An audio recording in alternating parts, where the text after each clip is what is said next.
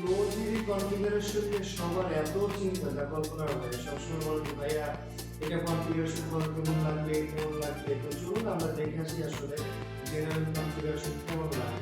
চলুন আমরা দেখে আসি আসলে কিভাবে আমাদের Flow 3D PCC কনফিগারেশন হচ্ছে করবো। সেটার জন্য আমরা প্রথমে আমাদের যে প্লাগইন আছে ব্রাউজারে গিয়ে লিখবো ছিল Flow 3D সিস্টেম কনফিগারেশন। তো সিস্টেম কনফিগারেশন দেওয়ার সাথে সাথে আমরা এখানে দেখতে পাচ্ছি স্ক্রল করলে Flow সিস্টেম রিকোয়ারমেন্ট সিস্টেমটা আপডেট করা হয়েছে।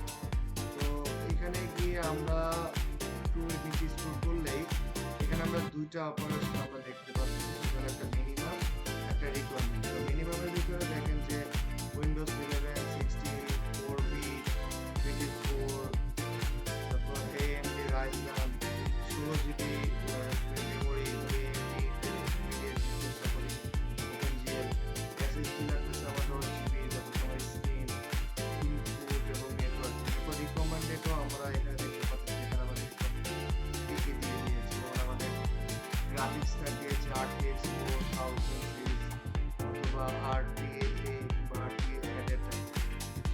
এখানে SSD দেওয়া হচ্ছে হলো 30 জিবির উপরে আর কি।